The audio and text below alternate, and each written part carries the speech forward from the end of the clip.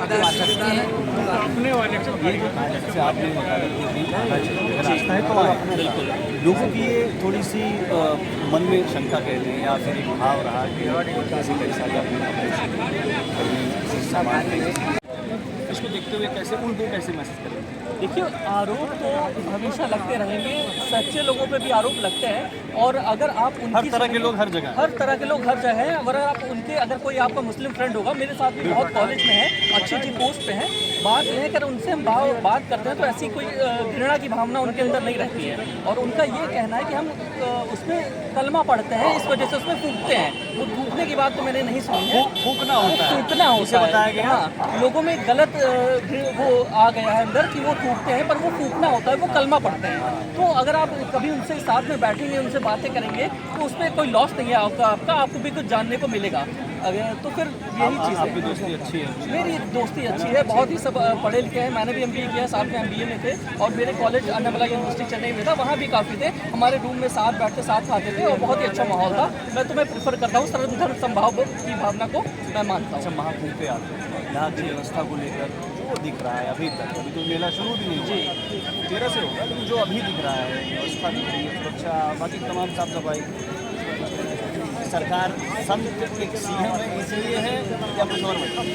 देखिए, कहीं इसमें भी आपको राजनीति लगती है? नहीं, कहीं ना कहीं ये वजह तो है ही है कि उनके होने से यहाँ पे और ज़्यादा इस बार चुस्त दुस्त वो किया गया है। लेकिन सबसे बड़ी बात यह है कि हमें ये पता है कि 6 साल बाद अधिकुंभ आता है और 12 साल बाद महाकुंभ आता है। लेकिन जब 12 महाकुंभ पूर्ण होते हैं तब 144 साल बाद महाकुंभ जो आता है, ये पूर्ण कुंभ वो है। इसलिए इस बार नहाने की, यहाँ आने की जो महत्वता है वो बहुत ज़्यादा बढ़ जाती है। इसका मतलब ये भी हुआ ना कि अभी इस सिनारियो में जितने भी राजनीतिक नेता सक्रिय हैं, उनके नसीब में अब दोबारा इस तरह का कुंभ नहीं आना है।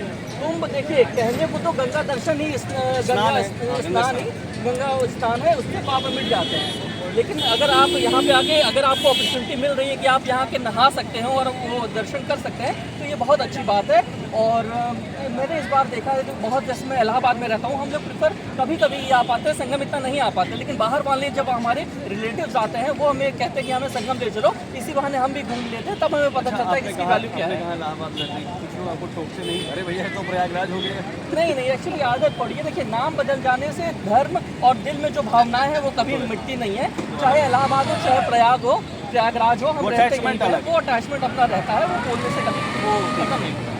एक संत सीएम है क्या, इसलिए बहुत व्यवस्था? संत सीएम होने के कारण इतनी चुस्त दुस्त व्यवस्था है कि आज तक हमने इस तरह का देखा नहीं। कई कुछ पर हम आए हैं और जैसे भाई साहब ने कहा ना कि सबको आना चाहिए, तो परमात्मा के यहाँ सर्वधर्म परित्यज्य मामेकम शरणं व्रज माम त्वं सर्वपापे मोक्षामि मां शुचः, ये गीता का श्लोक है कि कोई भी परमात्मा की शरण में आना चाहे, जैसे रामायण में भी लिखा कि सन्मुख होई जन्मी कोट जन्माभिनाश होता है।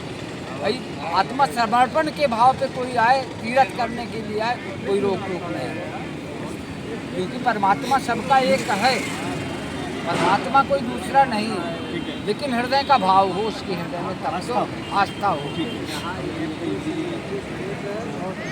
खाने में जाके निरीक्षण आश्रम में जाएंगे और देखिए, जो जिसको प्रिय होता है, तो योगी जी धर्म से थोड़ा सा जुड़े हुए हैं, इसलिए बढ़ चढ़ करके जो भी उनसे हो सकता है बहुत ही अच्छा करते हैं और बहुत ही अच्छा इस मेला के लिए किया है।